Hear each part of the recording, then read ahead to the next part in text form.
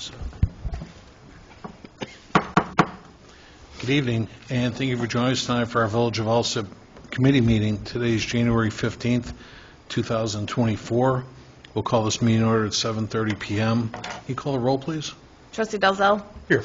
Trustee Juarez Mendoza is absent. Trustee McLaughlin. Here. Trustee Murphy. Here. Trustee Navas Barza. Here. Trustee Peretta. Here. Mayor Ryan. Here. We have a quorum. Thank you. Please join us for the Pledge of Allegiance. I pledge allegiance to the flag of the United States of America and to the republic for which it stands, one nation, under God, indivisible, with liberty and justice for all.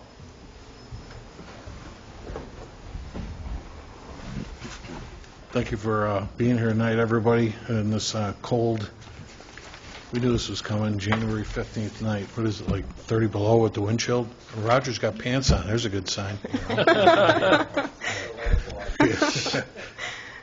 Guy just refuses to wear pants. Dude, I told you at some point that's going to catch up. So Should make that connotation a little bit more broad instead of shorts. Yes. Before we start with our reports this evening, ladies and gentlemen, I'd like to acknowledge today is Martin Luther King Jr. Day. This is a federal holiday in the United States, observed on the third Monday of January each year. Dr. King was the chief spokesperson for nonviolent activism in the civil rights movement, which protested racial discrimination in federal and state law and civil society. Dr. King would have been 95 years old today. And the White House offered the following proclamation. I'd like to read this on the record. I'll give it to the clerk. Today we reflect on the life and legacy of Reverend Dr. Martin Luther King Jr. and recommit to honoring his moral vision on the path to redeeming the soul of our nation. Dr. Martin Luther King Jr. was born into America when racial segregation was the law of the land. He had every reason to believe that history had already been written and division would be our nation's destiny. But Dr. King rejected that outcome. He heard Scripture's command to do justice, love, mercy, and walk humbly. He clung to the Declaration of Independence's promise of equality for all people. Dr. King's mission was a moral one, from bridges and ballot boxes to pulpits, protests, and courthouses. He courageously stood for the sacred idea that embodies the soul of our nation. We are all created equal in the image of God and deserve to be treated equally throughout our lives. He vocalized that idea on an August day in 1963 when he told our nation about his dream. He saw that idea realized for many Americans with the passage of the Civil Rights Act of 1964 and the Voting Rights Act of 1965, ushering in a new era of greater equality and opportunity in our country. That work is not yet finished. It is the task of our time to take up Dr. King's mantle and to make his dream a reality. The battle for our soul of our nation is perennial, a constant struggle between hope and fear, kindness and cruelty, and justice and injustice. There are still those who seek to thwart progress and roll back our rights as Americans, but Dr. King and countless crusaders across the span of American history teach us that each generation must answer the call to perfect our union. We must heed the whispers of our better angels. We must see each other as neighbors and not enemies. We must do our best to seek life of light, hope, and truth, because nothing is guaranteed about our democracy. We must fight to keep, defend, and protect it. On this day, we recommit to being guided by Dr. King's light and by the charge of Scripture, meaning let us never grow weary of doing what is right, for if we do not give up, we will reap the harvest in due time. We must continue Dr. King's march forward by choosing democracy over autocracy and beloved community over chaos. We must be believers, doers, and most of all, dreamers. We must be repairers of the breach and remember that the power to redeem the soul of America lies within all of us, we the people. This is Joseph Biden Jr., our President of the United States. He issued this on Friday. So thank you for doing that. And I'll give that to the clerk, too. Okay, thank you. We'll start our officers' reports, starting with mine. First on the agenda this evening was a request by petitioner Ross Polis, owner of Deuce's Sports Bar and Grill at 11525 South Pulaski, to address the board regarding no action taken on an ordinance to approve an outdoor cafe after receiving an affirmative 5-to-1 recommendation from the Planning and Zoning Commission. Ross, if you will, please, you can go up to the mic there. Certainly, Mr. Polis was, wanted to just ask the board, if you had any concerns, because there was no action taken on this matter, and I won't speak for you, Ross. Go ahead if you want to speak. Good evening. Sure. Good evening, Mayor. Good evening, Board and Trustees. Yes, I was informed recently that no action was taken on the previous vote that was made, and I'm just here to see if there's any concerns or what we can do to move the matter forward. So, board, you speak freely. I mean, this is a committee meeting. If you had some concerns, this was to approve an outdoor cafe at Deuce's in the backyard. And again, as I said, it was a 5-to-1 in favor of recommendation from the Plan Commission. No action was taken, and our attorney advised as well that certainly Ross is entitled to an explanation on this. That's all. Mr. Polis, thank you for coming in and addressing the board. And certainly we value the opinion of the Planning and Zoning Commission and their recommendations. However, I had some questions and some reservations regarding this matter. The overall security of the project, we had some concerned residents come in and complain to this board in this room that are in back of that proposed area regarding loitering, as well as some unlawful goings-on. I won't go into them on them, but these were all done after hours. And her issue is that nothing was being done about it, and she would call the police would come, they would leave, they'd scatter, and my question was as to how do you propose to limit that, the after-hours goings-on, if you will, behind your establishment? Okay. This is the first that this has come to my attention that there was any concern with people loitering. I find that most of the time that once we close, people disperse and they go to their homes.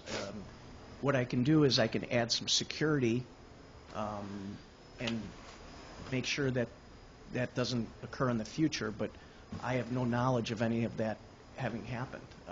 Do you have a date or It was...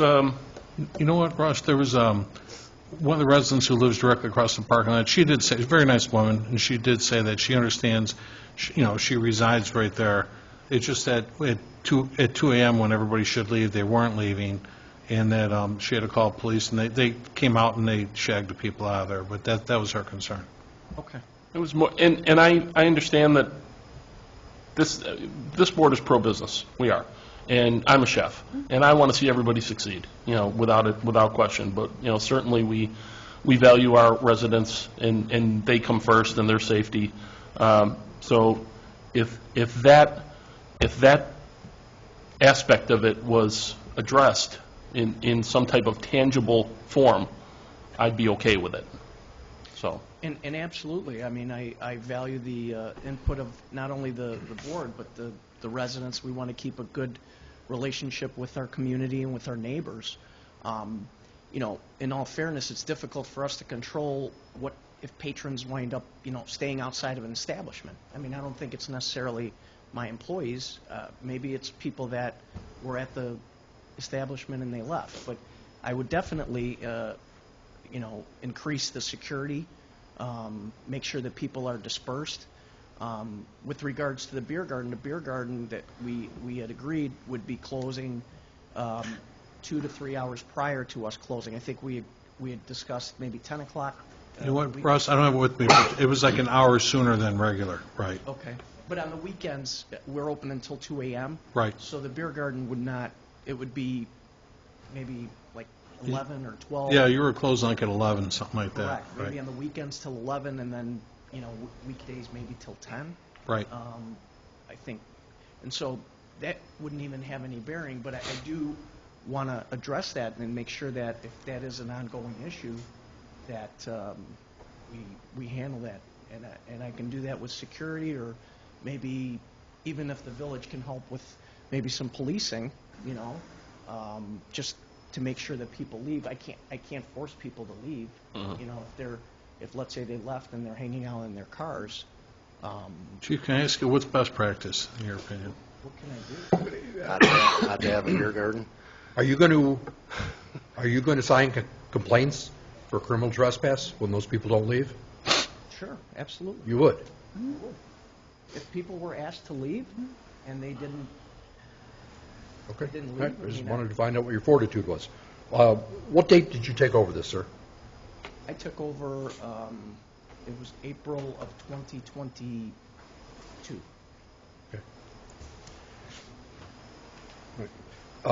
Because I've compiled a bunch of different things here for the calls for service that the chief has presented, and 29 calls for service from 2020 on. I know that you weren't involved with it until 2022, but the establishment's the establishment. There's been motor vehicle accidents that have occurred on premise there. Some of those probably are attributed to your business, and others may not be. Aggravated battery, 4 batteries, 2 criminal damage to properties, 4 disturbance calls, 1 domestic battery, 2 fights, that was a call for service, 2 motor vehicle thefts, a robbery, and 4 theft of labor or services. All of those, there was 5 that had special circumstances involving level of intoxication. I know it's part of your business. 2 of those specifically were beer garden violations, and those occurred under your watch.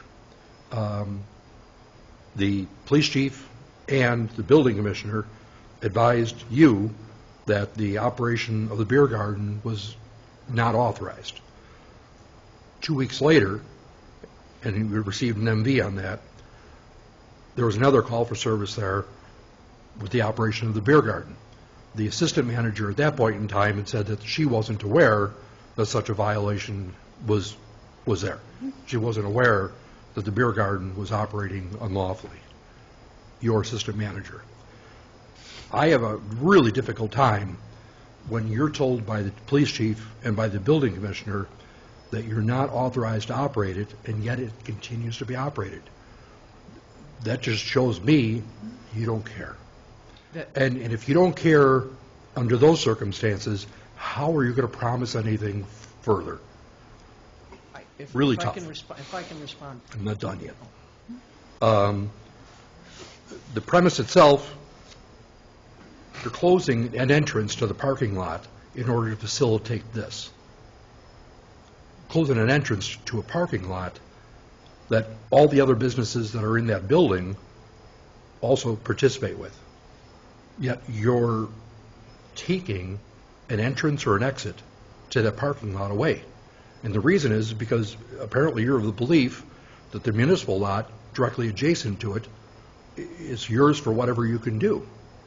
So you're making benefit of a parking lot that was for the parking of vehicles, clients or your business, but now it's going to be used for their enjoyment because you're going to push the vehicles off into everyone else's parking area.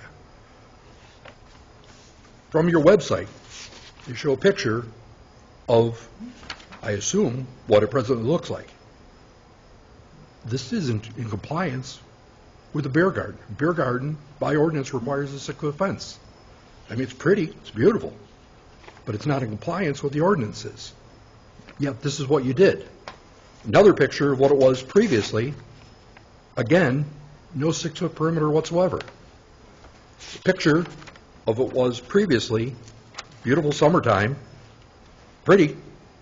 There's no 6-foot fence. And then it directly shows that this is just right across the street from multifamily housing, where the neighbors, if they were to try to enjoy their balconies, probably couldn't unless they enjoyed your music. another picture of your website, and I'll say that this website was taken from yesterday, all right? So here, the outdoor patio is now open. Is the outdoor patio now open? If I can respond. I just asked the question. The patio is not open and has not been open since the summer when I was asked to close the patio. Okay. Your website, sir, it says now open. Advertises now There's- open. The pictures on the website have been there for several years, okay? Who controls the website? I do. Right. But there's pictures on there. It's not reflecting that there's a patio. If you were to come to my establishment, the patio has been closed. It has been closed off. The tables have been tarped along with the chairs. Ever since I was asked to close the patio, I did it immediately. I went to the village and I applied for a permit for the outdoor patio, which I was given. Right. And Roger can attest to that. I opened the patio. Once I was informed that I am not allowed to open the patio, I received a fine. The police came in and fined me $1,000 for having the outdoor patio. Police didn't come in and fine you. The police came in I and paid issued a you a fine. citation. I paid The $1,000. administrative adjudication I is the paid- one that gave you the fine.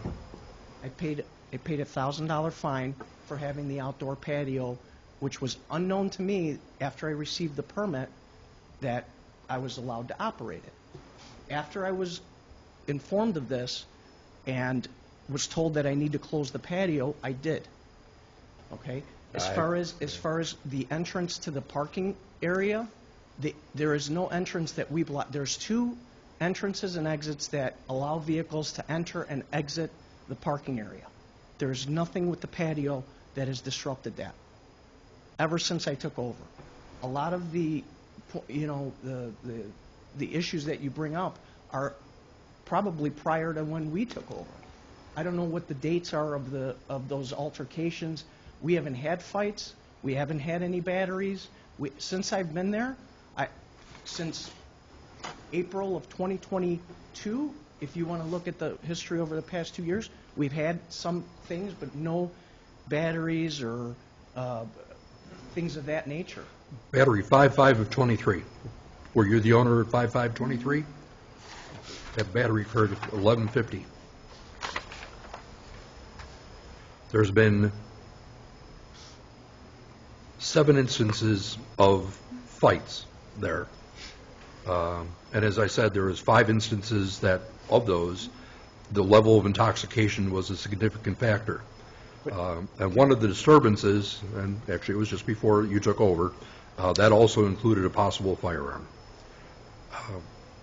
But to my defense, I have not had these issues. And Robbery, I've been- 512 of 23. And I have been very vigilant about the type of customers that we have, the atmosphere, the culture. We are open almost 365 days a year. We open from 10 in the morning to midnight and 2 in the mornings during the weekends. And things do happen. Are vehicles stolen? Yes, there was a vehicle stolen from one of our staff members, but that shouldn't fall on me. Things happen. If people are loitering after the business closes, it's not like that we're promoting that or we're encouraging that. You're right, but, we're- I take a look at the news every day, and I see that people are shot in Chicago. Do we just continue to sit there and say things happen? No, Well, that's what you just said. But none of that has happened, and these incidents that you're bringing up with people that are seeing loud music, we don't play music outside. Our music is not outside, Yeah. and never has been outside. The theft of labor services, that was from the rear patio area. That occurred 8/6 of 22 on your watch. What That was was- that, a theft of, I'm sorry? Theft of labor services. Somebody ran out of that People, tab. yeah, ran out on your bill, dine and dash. Oh, Perhaps a 6-foot fence would have sat there and maybe tied them in a little bit. well, that happens at every establishment. Every? Every establishment has people not pay, Okay. eat and run. That just happened to be an incident that we had happen at our location. Right. Am I being penalized because people ate and left and I asked them for... Well, you're asking for us to have a patio area that has a propensity for things like this to Well, occur. But we had spoken about putting a fence and fencing the area, which is what the the, you know, Ordinance requires. ordinance requires, thank you. And we're complying with that. And, I mean, I don't think that it's an excessive that people are eating and leaving. I mean, it happened a couple times, but I'm just pointing out instances of things you had asked for what the reasons are. But And- I don't see how that has a bearing on a patio. If people, I don't see that. I mean, Okay, all right, then we disagree. Trustees, any other comment? I mean, if I can just make another point, it just, I'm really honestly doing my best to run a clean, well-run establishment. The people that I have working for me, the time, the effort I put into this business, it's not like I disregard my people, my customers, or my reputation in the community. It's not my first business. I have several businesses, and I take all my businesses seriously. I'm not here before you asking for something that I don't think is fair. But these allegations are, I feel like I'm being, you know, punished for things that may have happened prior to me. Yes, are things going to happen? Of course. Every establishment has incidents. But I'm doing the best I can to make sure that the type of customers coming into our establishment, they're a good demographic, just, you know, blue-collar, you know, middle-class people want to have a drink and eat, and that's about it. I don't think that the patio is going to create anything of a negative atmosphere to the establishment.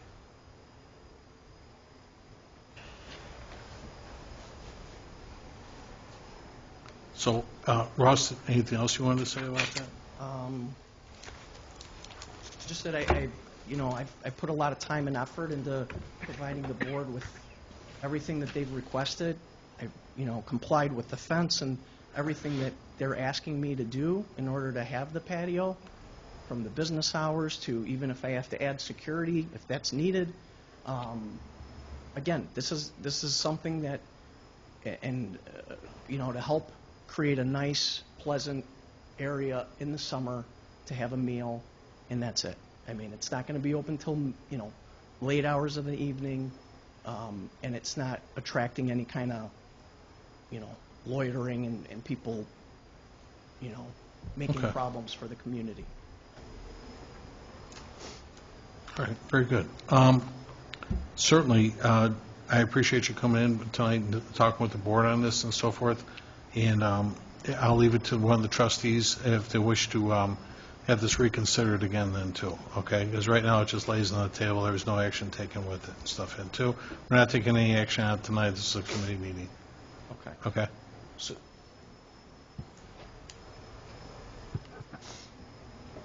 Was there a letter of support requested by the Planning and Zoning Commission in regards to the other businesses or from the landlord? Because I think that was step one about a year ago. There was a letter from the owner of the building stating that he could utilize that parking area, Landlord did that? and it was a letter of support. Okay, And that was passed along to planning and zoning. okay. How many parking spots are required for all of those different businesses at that location? He does comply with for that facility, he does comply with Not including municipal lot. I'm not including municipal lot, but off the top of my head, I want to say it was either 52 or 54 parking spots. 37. I'm sorry, 30. That's on. And that doesn't include the designate for the other businesses that put their sign out there in front of theirs. Correct. You get like 10 in front and 27 in back. 27 in the rear,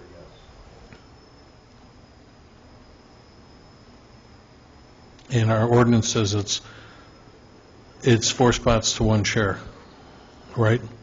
Correct, that was part of I'm sorry, 1 spot, I apologize, 1 spot for every 4 chairs. all 4 chairs. Right. And I counted the inside, I actually physically went there, it was like 72 chairs all day with the tables and the bar. So without the municipal lot, there's 21 spots for parking. No, that's It's 27 the way it stands right now, and not including where the outdoor cafe would go. Exactly. Right. So you got, like I said, 27 in the back and 10 up front.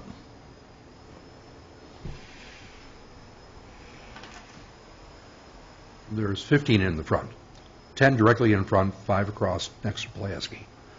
There's 6 spots excluding the area that's marked as the outdoor cafe.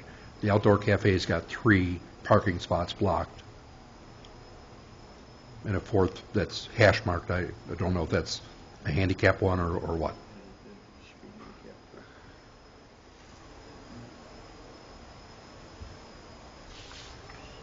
I looked at it probably a couple months ago when I was over. I physically took a look at it. I'm saying I walked it off. I mean, I looked at it. I looked at all the numbers over there too. I'm just saying I counted 27 in back, 10 up front, so it was 37 all day, not including the designate for the other businesses.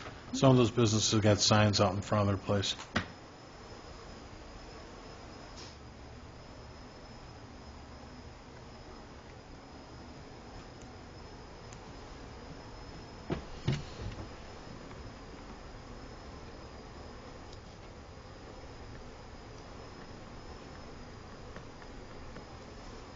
All right.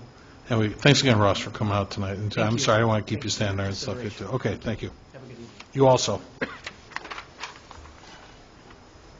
Next on the agenda, number 2 for mine was a request to approve the following mayoral appointments. First was the Planning and Zoning Commissioners Chuck Ralston and Joan Ross, with terms to expire January 1st of 2027. Next was the Board of Fire and Police Commissioners.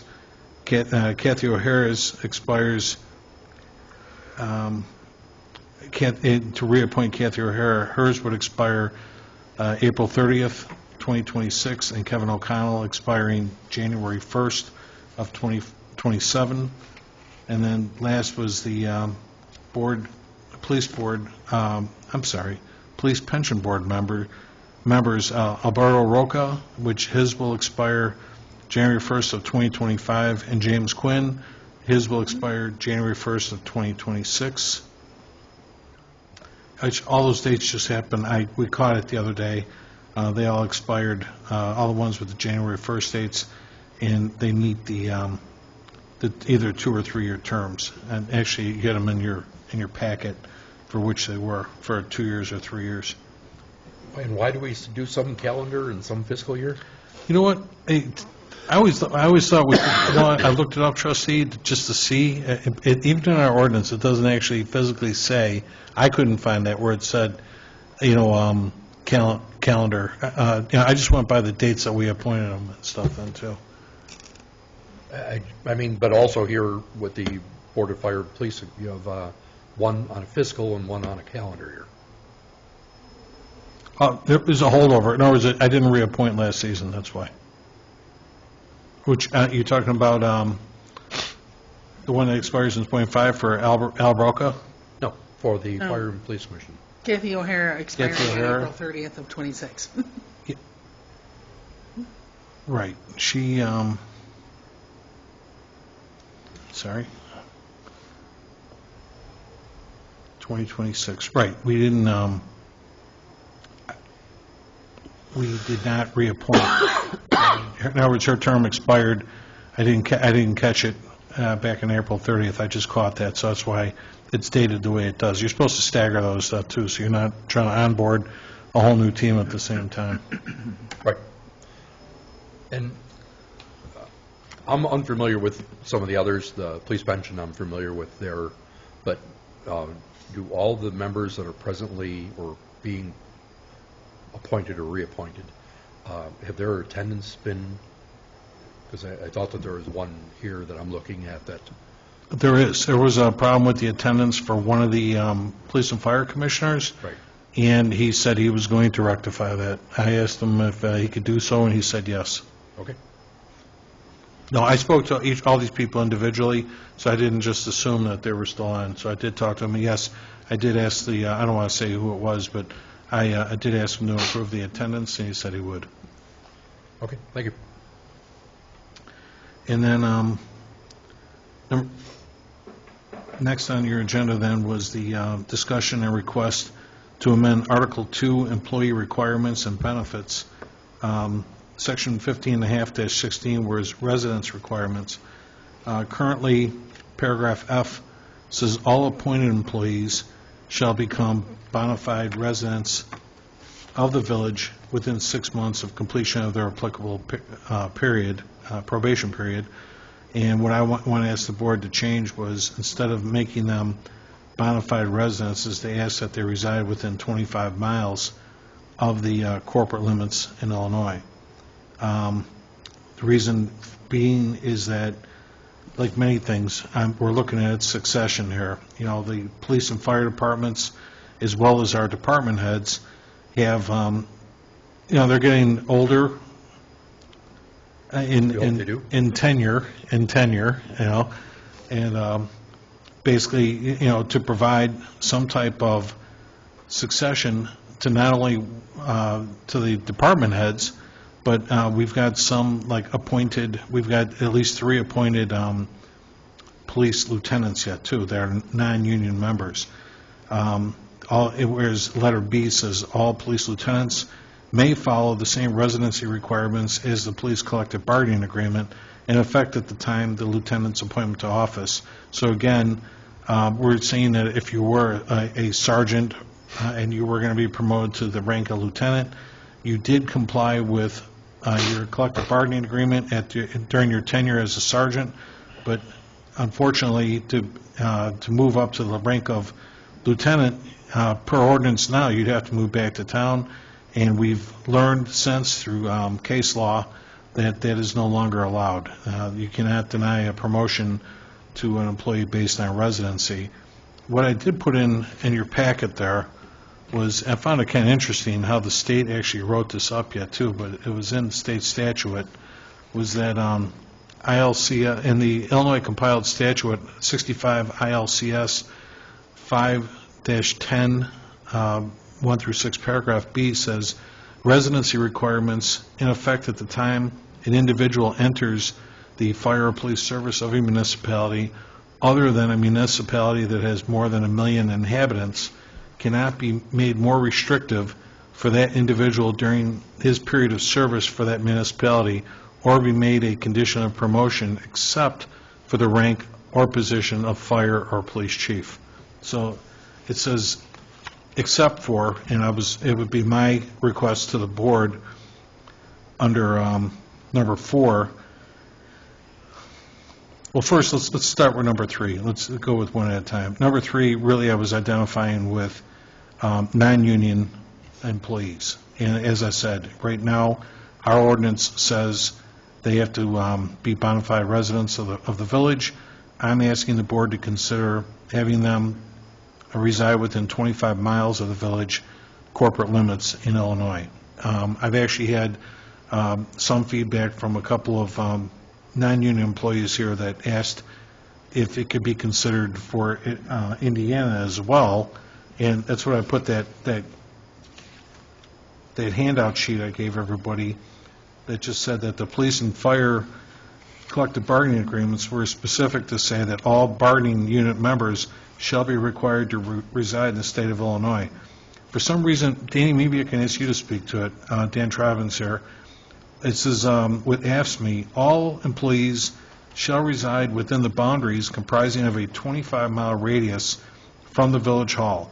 But there's no mention, Dan, of, it doesn't say anything about state in that thing. Do you know anything? I don't believe any of our employees live in Indiana, but it doesn't say that.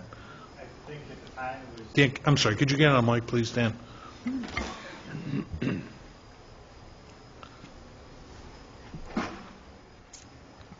At the time that was negotiated, yes, it was understood that it was state of Illinois, and there was actually an addendum with a map to the contract. Obviously, that's not in there now, but it did have a map indicating that 25-mile radius, only including Illinois. Okay. But, yes, I don't know why it's not in there. Yeah, for some reason, the language is vague, Yep. but, so I just want to bring it to our attention. So it's an understood issue in the CBA? At the time it was negotiated, yes. Okay, so because I can't touch this language unless I'm negotiating, and I'm not doing that right now and stuff yet then, too. Okay. If it doesn't say it in there, you're not going to be able to hold anybody to it, Well, that's what I'm asking, right. regardless of the understanding. I know, and that's what I'm saying, but I'm not negotiating right now, so I can't really go there with this and stuff yet either. Dan, is there an actual map in the CBA? There was previously, yes, because again, that was previous contracts. Why it's not in the current one, I don't know. Yeah, I don't believe there is, Danny. I mean, Does- I know I've been through it enough times. Are these ordinances mentioned in any of the CBAs? No, because they have their own collective bargaining agreement. Right, but none of the CBAs reference these ordinances. They don't reference 15 and a half, no. Okay, all right. No. Because otherwise we wouldn't be able to touch it. Right. So, again, the discussion here was treating all of the department heads and, let's just, number 3 actually identifies all the department heads, is treating them the same with asking for 25-mile parameters, because that's what, Danny, that's what you're under right now. In other words, all non-union employees have a 25-mile parameter from the village, correct? The answer is yes. Yes, because that's what 15 and a half says. But department heads must live in the village. So I'm asking for the same treatment for everybody with a 25-mile parameter. Number 4 on your agendas was amend the portions of ordinance 2016-8-5. And again, the Article 4 is the police department, Section 1663, no residency requirement. Applicants, and this is again ordinance now we're speaking of, not collective bargaining agreement. Applicants for the position of police department and members of the police department of the village need not be residents of the village at such time of the application. Now, it used to say, nothing contained in this section shall prevent the village from requiring the police chief or deputy chief from being a village resident. I'm asking the board to scratch that and add the language, both the police chief and deputy chief must reside within 25 miles of the village corporate limits in Illinois. The Part B to that is the same difference for the fire department. Again, Section 9-18 says no residency requirement. All members of the Alsip Fire Department are not required to be residents of the village of Alsip. Nothing contained in this section shall prevent the village from requiring the fire chief or deputy chief from being village residents. Again, I'm asking that to be scratched and insert both the fire chief and deputy fire chief must reside within 25 miles of the village corporate limits in Illinois. And again, that's why I referred to what was in your handouts here and stuff then, too. This whole idea, this is discussion. That's why I used the first word in this whole conversation here. These were just my ideas, and I'm certainly up for, hearing from you folks if you feel differently or you want to amend or modify any of this. Anybody? I mean, personally, I don't like the 25 miles for all of our department heads. I mean, I just think in case of emergency, that's too far away. Well, Trustee, that's what the CBA has right now. I understand that's for on-duty personnel, but Yeah. you're specifically asking for our department heads at this point in time, and that's why I'm saying I'm not comfortable with our command positions all being 25 miles out. Oh, no, I get it. It's just my opinion. But what I'm kind of fearful of, or at least I want to acknowledge, is that, let's just say hypothetically, Dan Triven, our water superintendent, he may, water commissioner rather, he may have an employee, like his foreman, for example, lives in that 25-mile radius from the village, and if he were considered as Dan's successor, I'd have to kind of meet that challenge. That obstacle, let's put it that way. Well, the benefit, I think, is that we are blessed with great employees. And I think the vast majority of the employees do a wonderful job whether the department head is there or not. And I think the department heads trust their people to sit there and facilitate that. So they certainly do it in the weekends and overnight hours.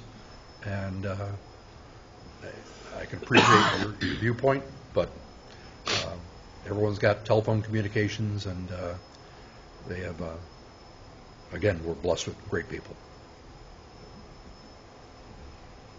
I'm willing to hear from the department heads. You guys have an opinion on this, too? Mayor, I know you and I had this conversation. I believe Jay and you had this conversation also, is look at the succession planning when we leave. I don't see anybody moving back into town. Just the way it is. They're not going to pick up their family, move back into town. The people that are in the next steps to move out, they're within that 25 miles. I'm around. I've lived in town pretty much since the late 60s, so I'm not moving out anytime soon. But the next people come in here, you have to look at what you're getting and all that. And if you want somebody that's going to move into town, might not be the best person just because they want to live in town or 5 miles out of town. The majority of people in our department all live Frankfort, Tinley, New Lenox area. That's within the 25 miles. Mm-hmm. That's where most of my lieutenants live. I have one lieutenant that still lives in town. I don't know how much longer he's going to be around, but that's it. Jay, do you want to say something to her or no? I agree with Tom. This ordinance is, I don't know, from the 50s or 60s or something like that. But the times have evolved way since then. You have two working parents in a lot of households, and they might live in the middle of where they both work, and it's no longer like, hey, honey, I got me a job, we're moving to within 25 miles of my work. She might more likely to say, like, well, good luck, I'll see you. Yeah. And that type of stuff. I also look at it as, for a lot of the younger guys, or people, I should say, like the 3 to 5 year mark, they start to look at where they want to go in their career, start thinking about advancing, where they want to end up. But if you put a cap on where they're going to go based upon where they live, that's just an excuse to go somewhere else if they want to go higher. Right. Well, again, we wanted to do, I wanted to do or recommend, I vote in the event of a tie. This is just a concept that I'd like to introduce.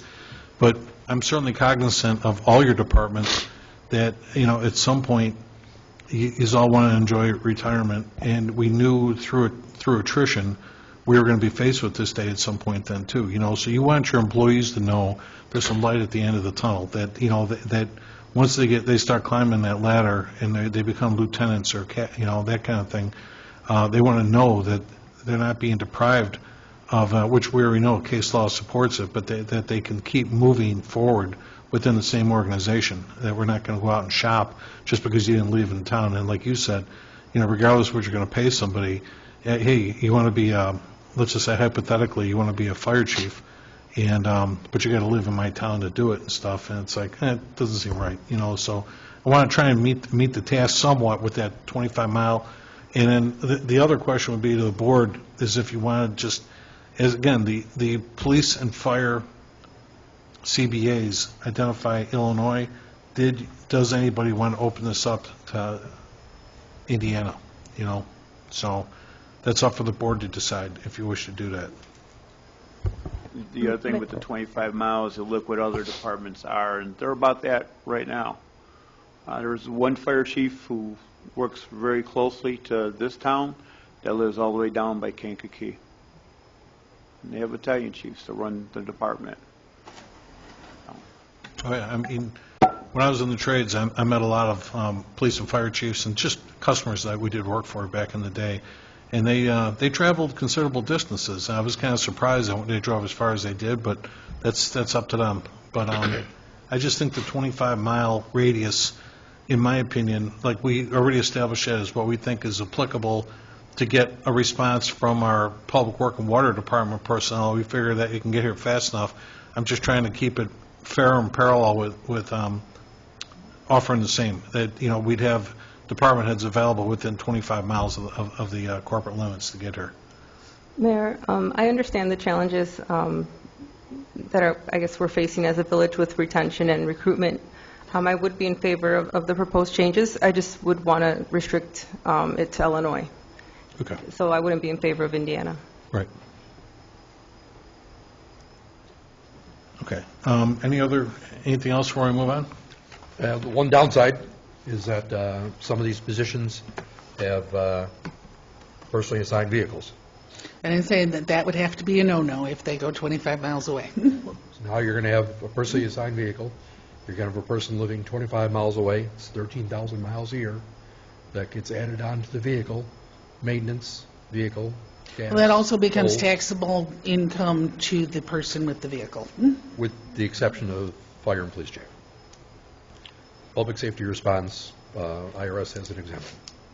Yeah, I looked up the ordinance on that, and I don't have all the intricacies. And it was actually kind of difficult to read, but I'll have finance is back, so I'll talk with her tomorrow and get some clarification. I'll get that to you folks. And I'm not saying Goodness. the pluses or minuses, because with an emergency response, you want them to be in their vehicle and ready to do things that are needed and respond quickly and efficiently and safely. So, maybe that's just the cost of doing business, but there is a consideration. What I'll do is I'll bring this back at the next committee meeting, and I'll iron a couple of those things out so that the board better understands what that is and stuff then too, okay? Very good. That's all I have for us tonight. We'll go to our clerk's report. Clerk Harding? Thank you, Mayor. I have the presentation of the January 8th, 2024 board meeting minutes and the presentation of the December 2023 FOIA report. And that is all I had, Mayor. All right, thank you. We didn't have an engineer tonight. We'll go to our public forum. We didn't have anybody available that wanted to speak. I know the cold probably scared them away. So we'll go to our standing committee reports. We'll start with Finance and IT. Trustee McGlowan? Thank you, Mayor. I will have the usual list of payroll and accounts payable for approval next week. That's all I have. Okay, thank you. Fire Committee, Trustee Murphy? We have Chief Zazinski to speak about the recommendation to fill the vacancy of the administrative assistant. Chief? All right. Yeah, we received, and I hopefully got the information from Tony. So we have one person from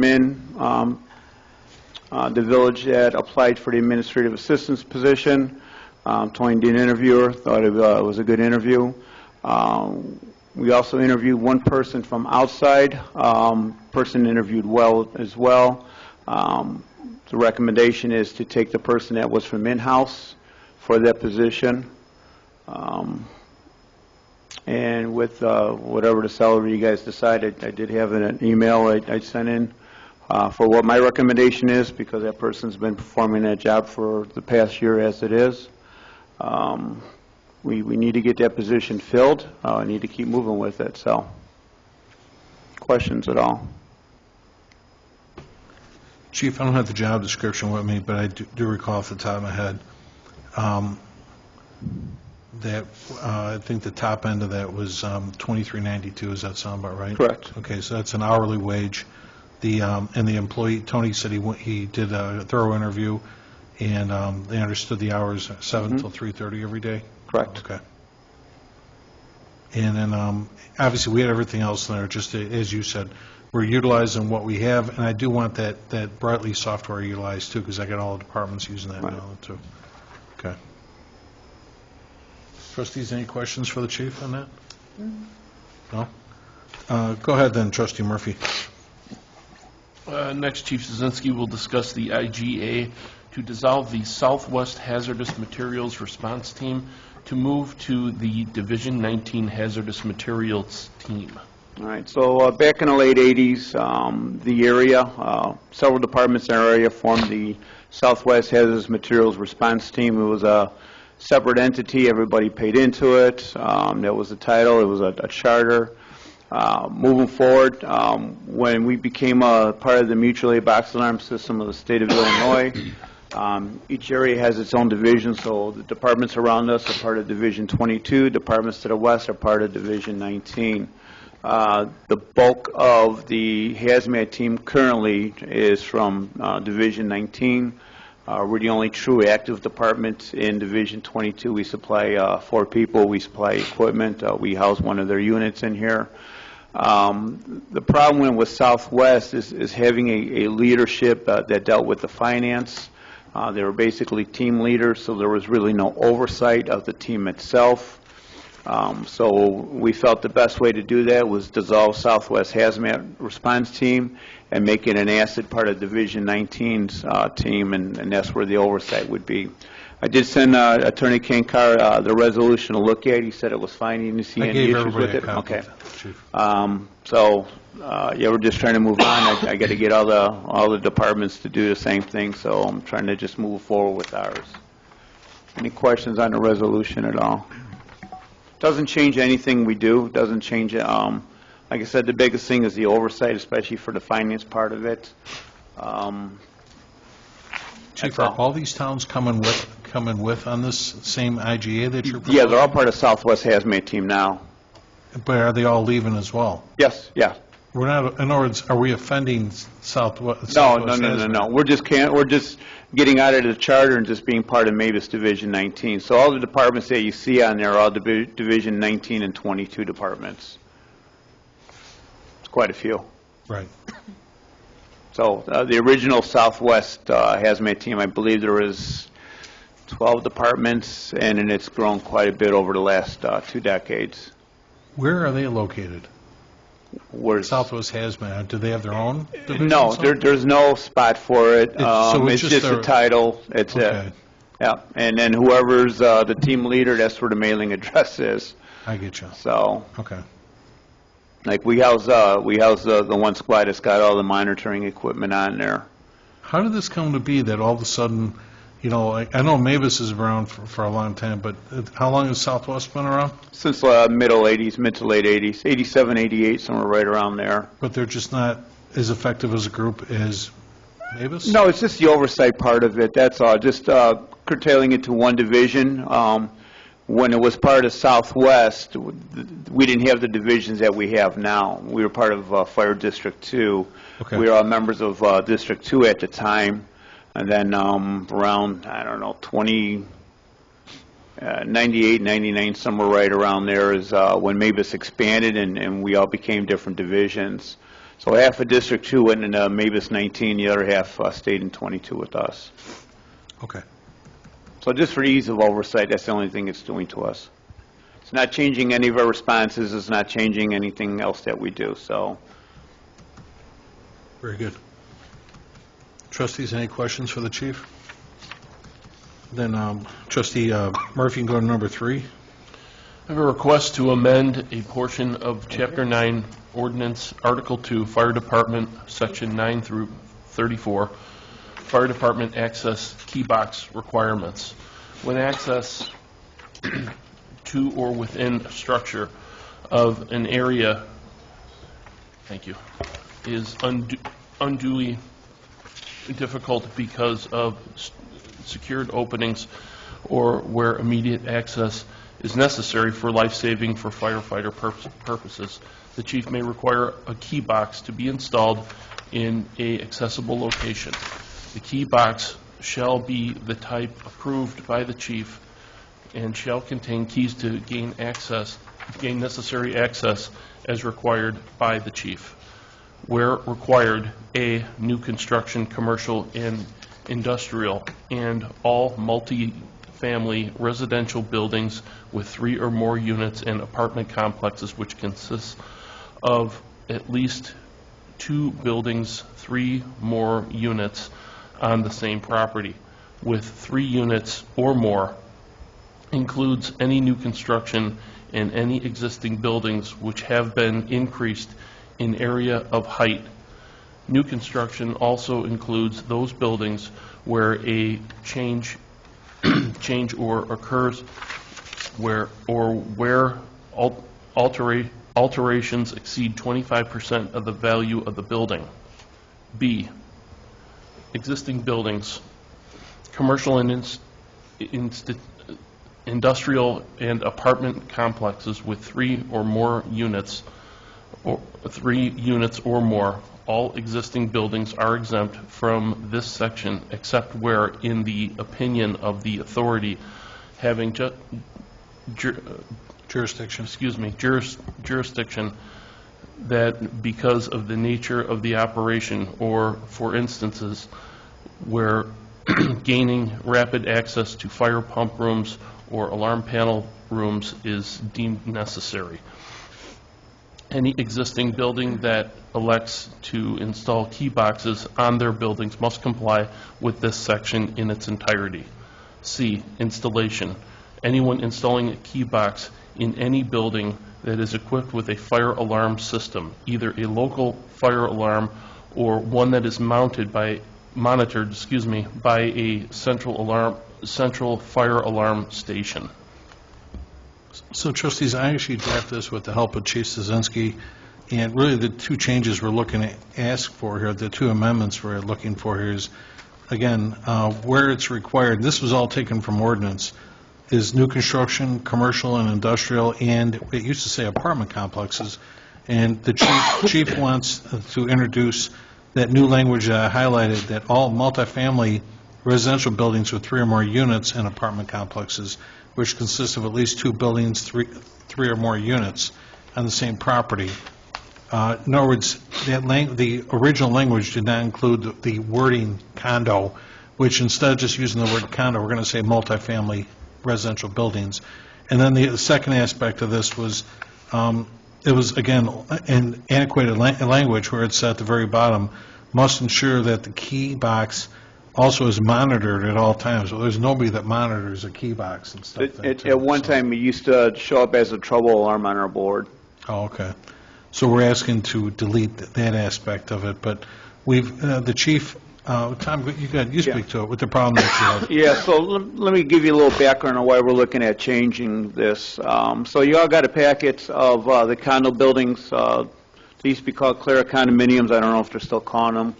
From 11901 Lawndale all the way down, I think 11953, I think, is the last one. There's 5 buildings. They were built in 1974.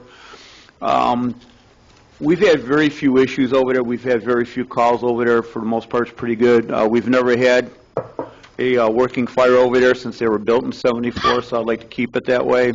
But last year, between October and November, we responded there twice, 2 different buildings. One came in as smoke in the building, the other one came a possible dryer fire or something like that in the basement area.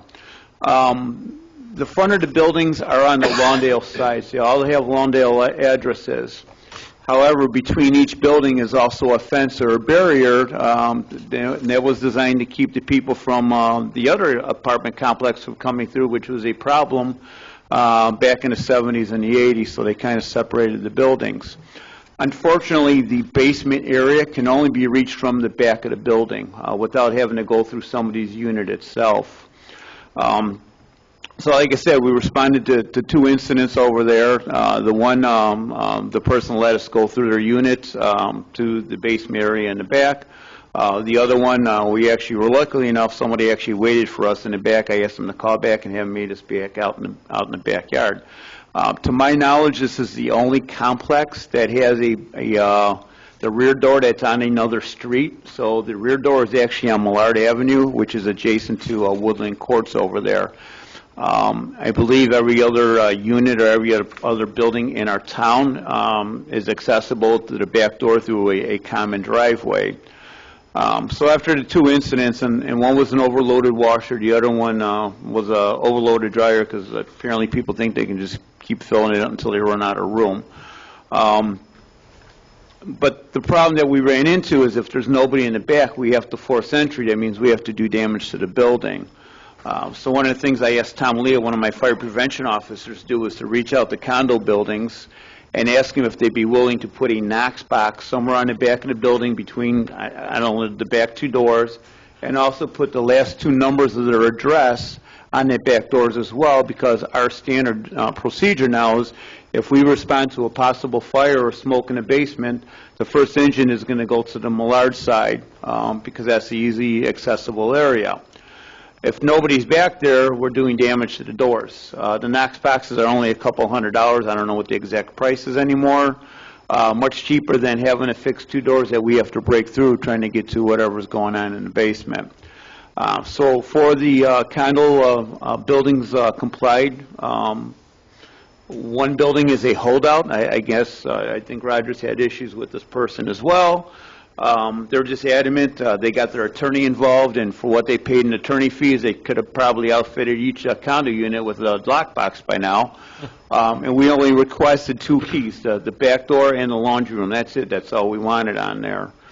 But one of the things that came out of it that their attorney pointed out, and in our ordinance it doesn't say anything about condos, it only says apartment complexes, even though probably the majority of those units are subleased. I don't know how many people that actually own them that live in there. I'm sure it's a very small percentage, as well as most of our condos in town nowadays.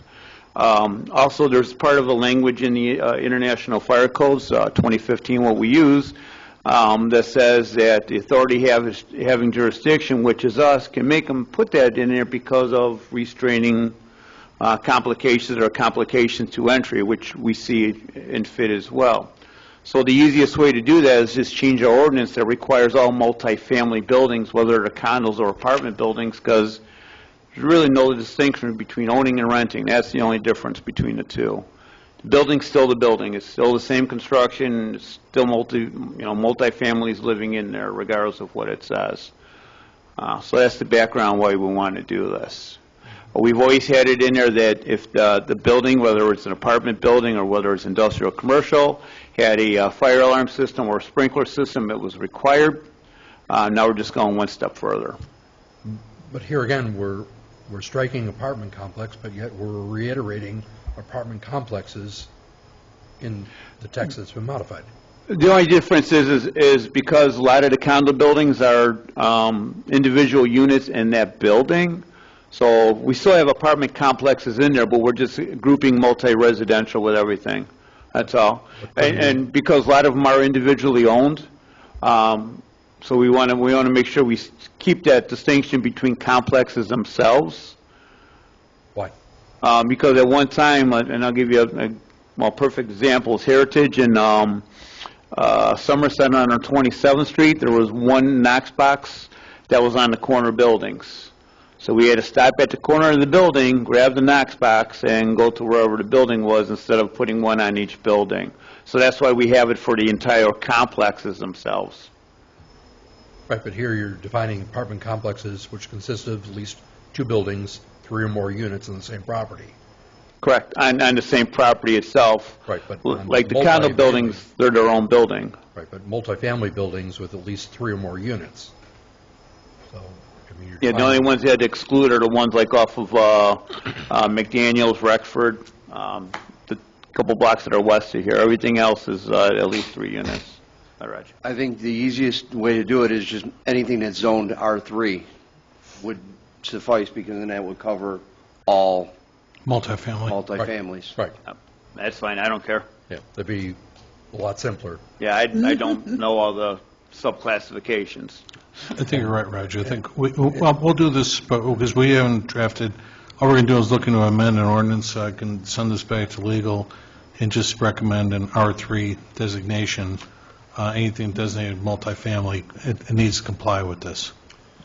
Okay. That's How fine. long- And in the instance that the gentleman doesn't want to put the knockbox in the building, and you had to effect emergency entry, you're not responsible for that invoice. Oh, absolutely not. Right, so, Nope. so if the guy doesn't want to sit there and do it, We're trying to find a better way so we don't have to do Right. damage. A good example, we were at we got called for a possible fire today on Alpine Drive. We had a forced entry into the boiler room, and one unit that had a smell of gas. We had a forced entry. right, So I don't know how much damage that was, but a whole lot more than what a Knox box cost. right. We've got so many ordinances. I've said this to Trustee Pareto before, because Dave's done a great job of trying to go through the ordinances. There's so many, it can't keep up. So when we do come across them, we're just trying to address this and accordingly move forward, prospectively, do something, do better. That's all. So Roger, are Heritage already compliant with all this? Both Heritage 1 and Heritage 2 are in compliance. If this gets approved, how long would the residents, condo associations, multifamily units, R3, whatever you want to call them, how long do they have to comply? And we never That's, set a date in there. Probably get 90 days or something, right? I would think 90 days would be sufficient. So there's a ready supply of knock boxes. Those two aren't stuck in container ships. That's what I was just going to No, ask. Reliable is our local dealer for Knox boxes, so they've been ordering them quite a bit. And for those buildings, we only want the small residential ones. We don't want the ones that we have on our commercial buildings. Right. We don't want everybody's unit key in there. We just want the entry key in the basement area for this instance. Right. And then in your computer system, do you have GIS mapping for these buildings? We do through our CAD, yeah. Right. Yeah. So you see the address layer on top of each building during your response, right? Yeah, it comes up on there. Right. No, sounds great. And again, we're addressing something that our fire prevention officer, Tom Leah, tried to address. And again, we're not trying to fight, we're not picking a fight, but we're addressing antiquated language after we had pushback from an HOA to say this, we feel this is in your best interest, is they give us the key to your common area around the back of the building. Otherwise, like you said, Chief, if you had a dryer fire and the dryer's in the back of the building, and you have to drag hoses through the front of the building to get to the back, because unless you want me to break the back door down and stuff. And even then, there's no guarantee somebody's going to be home to let you through anyway. Exactly. Stuff, We got, you like know? I said, we got lucky on one, and luckily the door was open on the other one, but Right. yeah. And then those basements go all the way across from one side of the building, one side to the other. So it might come in as 11901, but it's actually on the 11905 side. Oh, okay, There's also storage down there as well besides the laundry room. okay. Oh, they share the basement, huh? Okay. Yep. And like I said, it's the only complex that has their back doors on another street. That would be on a street address side. Thanks, Raj. Thank you. Thanks, Raj. That's all I have, Mayor. Okay. Making a note here. Next, we had the Police and Traffic Safety, Trustee Dalzell. I can't compete with the fire department. Well, how about Chief Miller? And we were talking. You and your team, your department, you guys did a great job building the new surveillance facility. Anytime, I know you want to give a tour at some point. When do you think we might do that? We could shoot for, I'm looking for a day when there's kind of a light agenda. Yeah. All right. Probably in the next couple of weeks. Now that Sean's back, Margaret's off. Margaret was really well versed with everything going on in there. So Okay. let me get Sean back up to speed and we'll set something up. Sounds great. No, when you folks see this, you guys did a great job. It looks good. That's all I have, Mayor. Thanks. Thank you. Next, we go to Public Work and Boat Launch Committee. No report tonight, Mayor. Okay. He's not here, but certainly kudos to the Public Work team and water guys. You guys did a great job, snow plowing and everything, Danny. Great job. And zero complaints coming in. All the residents really appreciate that.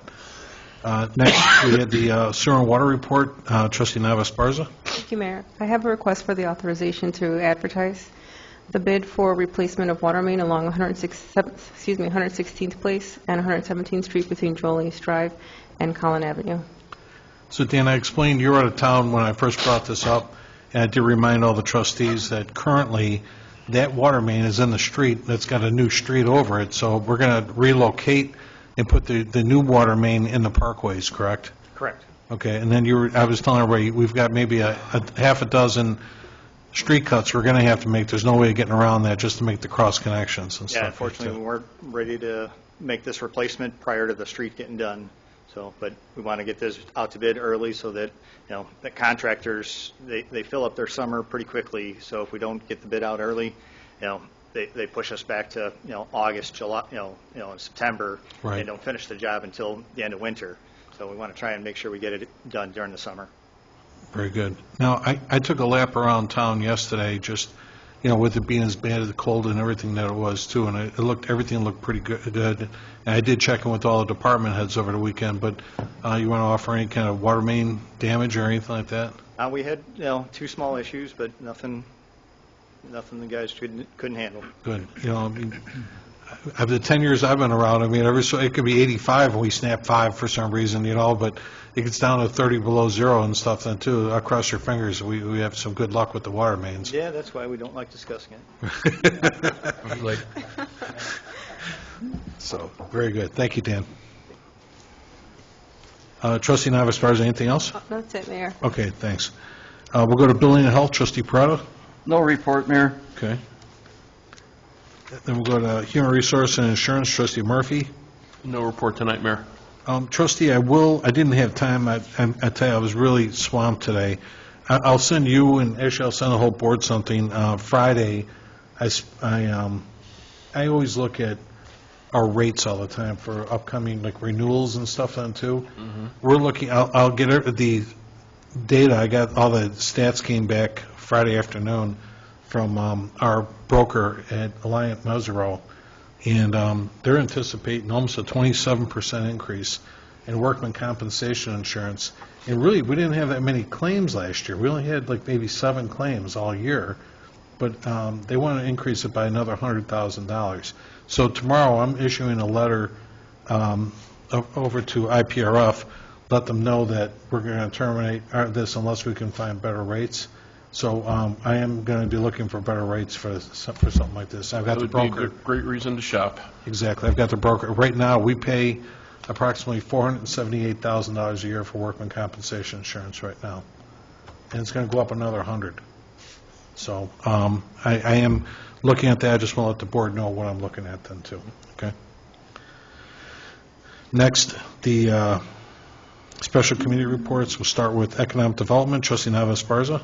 Thank you, Mayor. Just wanted to provide an update related to an item that you and I discussed about a CDBG grant related to housing rehabilitation. It's basically trying to provide local units of government with funds to address the housing needs of eligible low to moderate income households.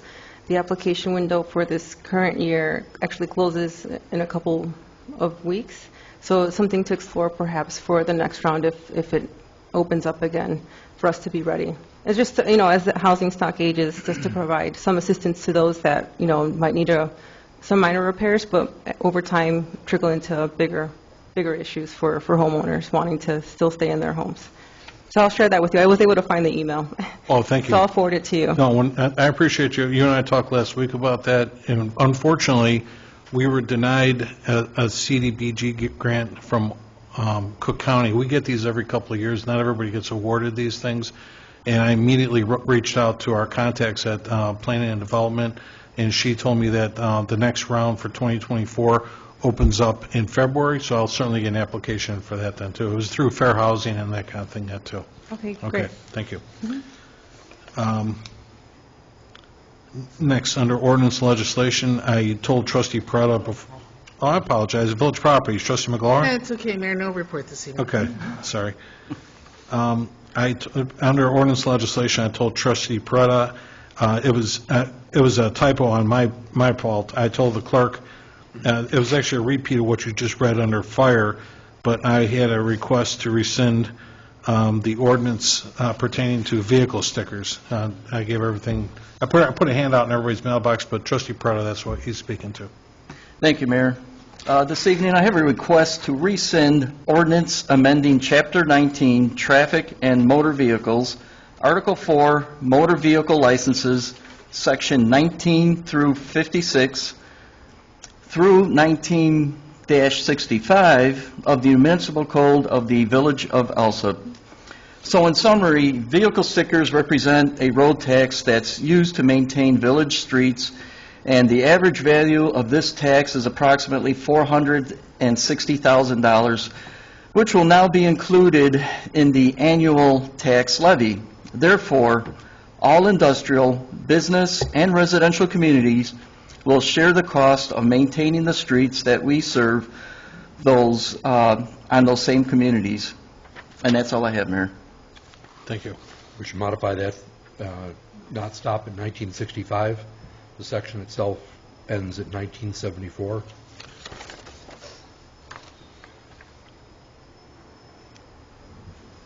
Understood. I'll take a look. I got this, actually, the attorney and I were crossing paths here, and I might have had 74 in there, but he came back with 65, so. Well, we don't- 65 is the last, there's reserved sections, but there's no sense in keeping a reserved section All right, for so, a thing that's been abandoned. all right, so I'm making a note here, so we'll extend it to 74. Thank you. Okay, thank you.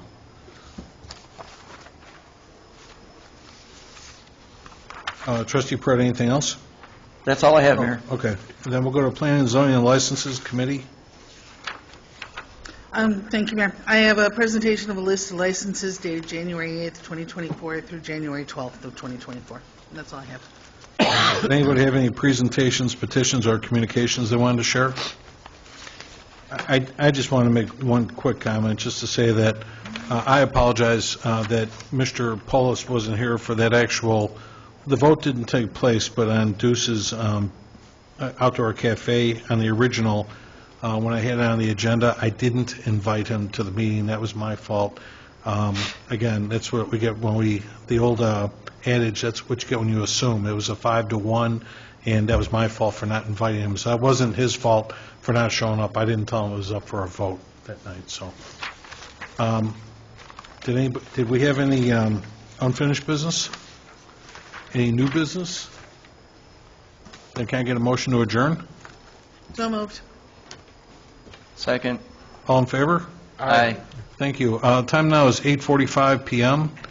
Please enjoy the rest of your evening and stay warm.